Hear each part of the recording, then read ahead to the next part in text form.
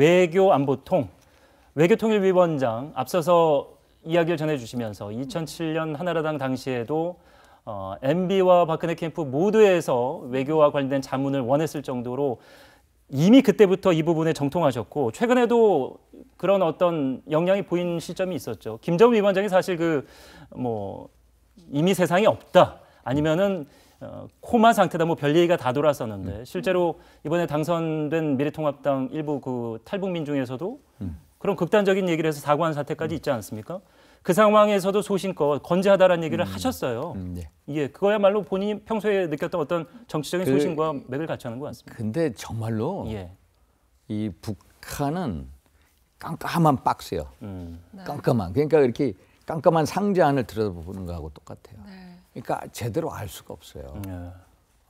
국정원에서 이번에 이제 코로나 등 문제로 인해서 자가 제한 조치, 격리 조치를 한 거다. 김정은 위원장이 예. 그렇게 얘기했는데 사실 2011년도인가 그 김정일 아버지 김정일이 죽었을 때는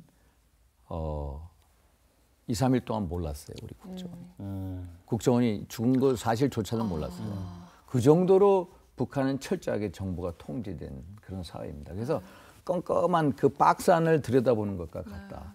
그래서 이제 탈북민들 이제 우리 태영호, 지성호 그 두 분들하고도 다 통화를 해봤는데 또 이분 말고도 이해란 박사, 김은광 대표 여러 사람들이 있어요. 박상아 저하고도 다 말이 다른데 이분들 나름대로 다 북한에 이 채널을 가지고 있는 거예요. 다 가지고 있어요. 예. 사실 북한에 있는 사람들하고 다 전화를 할 수가 있어요. 아 정말요? 네. 그래서 북한의 내부 돌아가는 사정을 알 수가 있어요. 이런 얘기 해도 되나요? 그러면 요새는 여러 가지 방법이 있어요. 그게 그분들 나름대로 통신 수단이 있어서 북한 내부 사정을 제대로 아는데 그래서 어떤 사람은 뭐 여러 가지 얘기를 했는데 김정은 위원장이 4월 11일 노동당 정치국 회의에서 사라졌어요. 그 이후에 12일 날 최고인민회의도 안 왔고 태양절도 4월 15일 날 있었겠죠. 태양절 그러니까 할아버지 이제 김일성. 예. 근데 김일성이라고 하면은 이제 그 북한에서는 이제 최고 뭐 이거 아닙니까? 근데 김정은 위원장이 할아버지 김일성 주석을 따라하기를 합니다. 그래서 제가요, 살도 찌우고 헤어스타일 살도 바꾸고 찌우고 그랬죠. 헤어스타일 한번 보세요. 모든 게 같잖아요. 이 걸음걸이도 같고요. 예. 예를 들어서 옷 입는 거, 헤어스타일, 안경 거의 흡사. 정도. 심지어 작년인가 블러디버스톡에 갔다가 내리는데 열차에서 탁 내리는데 어떻게 하는지 아세요? 모자, 페도라라고 하죠. 페도라를 딱 쓰고 똑같아요. 이 코트에 여기를 탁 넣습니다. 여기. 이게 옛날에 김일성 주석이 하던 거예요. 트레이드마크처럼 이제 따라한 거죠. 목 뒤에 홍만 있었으면 구분 못할 수도 홍만 있었겠어요. 근데 하나 재미있는 게 뭐냐?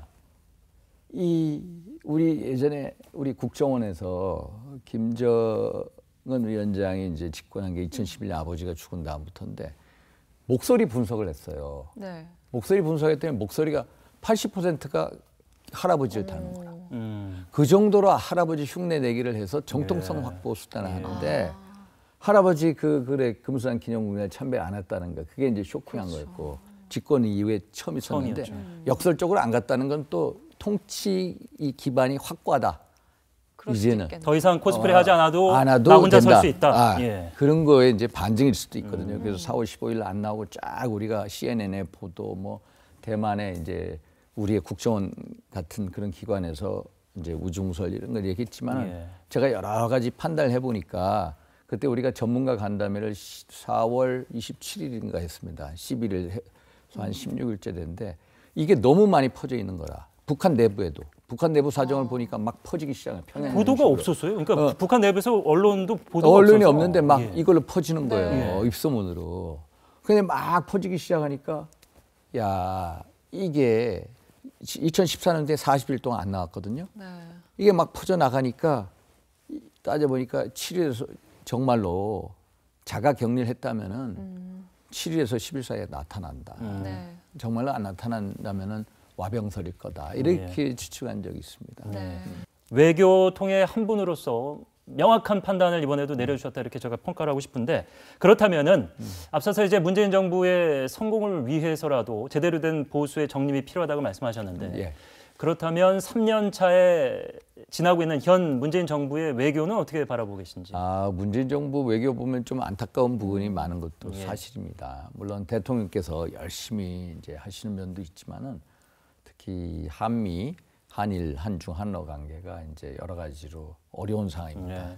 한미 동맹이 많이 이완이 돼 있고요. 네. 한미 간의 합동 군사 훈련도 거의 뭐 없어지든지 축소돼 있는 상황이고 또 한미 방위 분담금 협상도 올해 그게 작년 이제 12월 31일까지 우리가 1조 389억 이제 방위 분담금을 냈는데 그에 대한 협상이 빨리 마쳐야 되는데 아직까지도 5월 네. 이제 말이 됐는데도 이게 올해 분에 대한 그렇죠. 방위 분담금은 이게 아직까지도 이제 결말을 못 내고 있고 트럼프가 뭐 5배를 달라고 그런다면 이런 얘기. 원래는 이제 예. 그 작년에 제가 그 문제 가지고 미국까지 막 쫓아갔었거든요.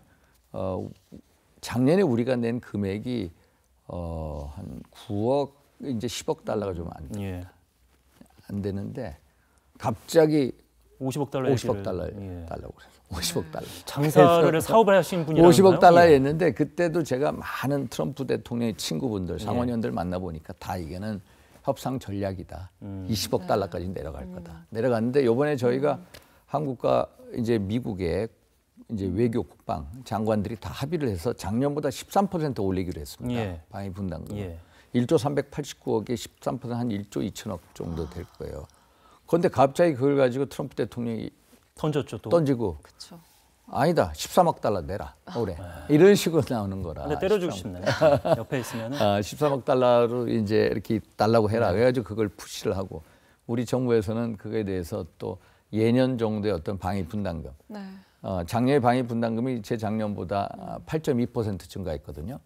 그래서 한 7, 8%로 해서 정도로. 4년 후에 우리가 13억 달러를 내겠다. 이런 식으로 이제 조정하고 있는데 아직까지 결말을 못 내고 예. 있습니다. 네. 외교 얘기가 나왔으니까 일본 얘기도 하나 더 여쭤보도록 하겠습니다. 이제 최근에 나온 따끈따끈한 얘기고 윤희영과도 상관이 있는데 주한 일본 대사가 새로 왔어요. 도미타 고지라고 와서 이제 우리 국회 인사하러 온 제가 사진을 보니까 때마침 뒤에 이제 독도 사진이 있었단 말이죠. 그걸 이제 가르치면서 외교적으로, 법률적으로, 역사적으로 우리 땅이야 이렇게 명확하게 얘기를 하셨다고요. 그러니까 독도는 국제법적으로는 역사적으로 진짜 우리 땅이다. 예. 그래서 도미타 코지 대사한테 여기 독도 가르치면서 얘기를 했고요.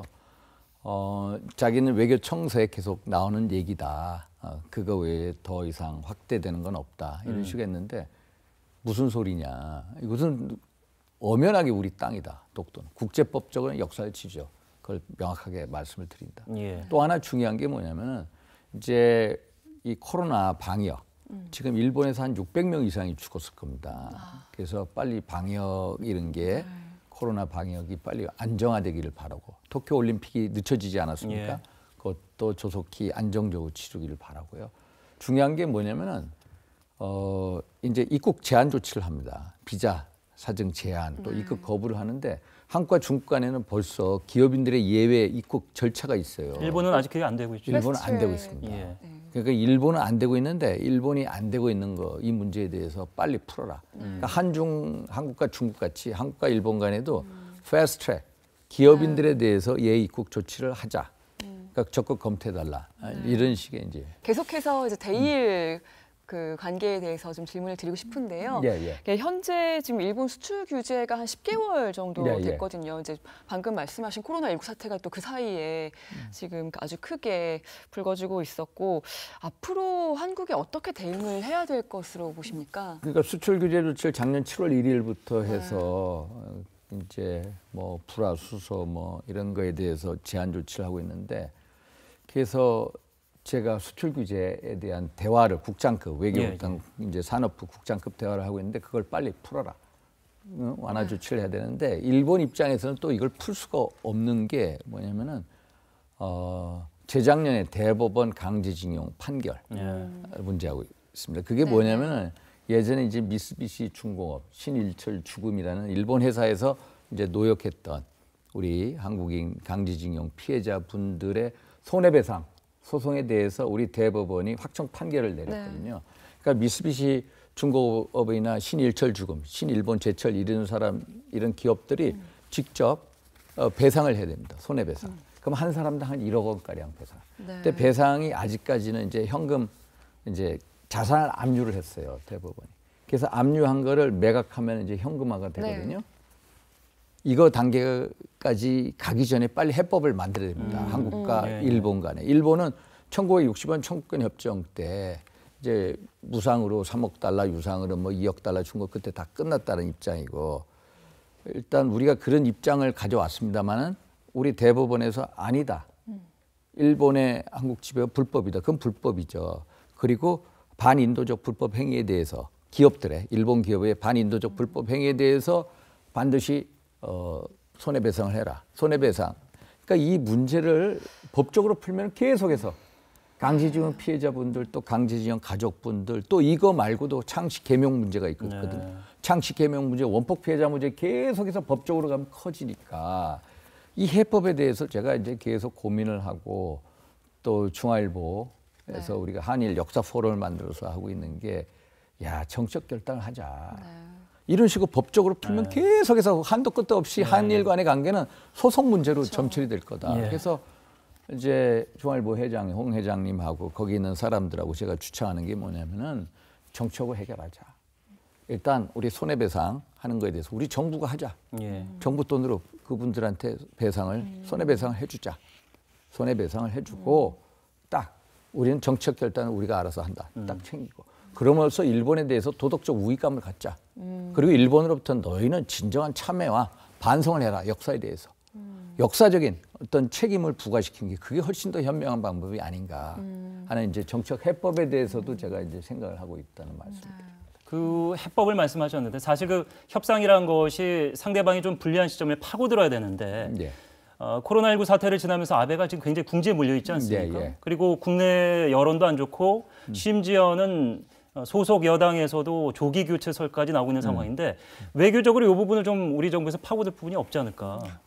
그래서 이제 문제는 뭐냐면은 그 사실 한국과 일본 관계는 정부 관계는 정말로 가깝고도 먼 나라입니다. 그걸 보완하기 위해서 저희가 국회, 의회 차원에서 노력도 하지만은 참 가장 중요한 것은 청와대와 아베 총리 관저하고의 이 허심탄회한 대화입니다. 대화. 한일 관계를 빨리 정상화시키고 미래지향적인 관계로 만들기 위해서 역사 문제, 경제 제재 문제, 또 지소미아 안보 문제까지 통틀어서 풀기 위해서는 누가 나서야 되느냐.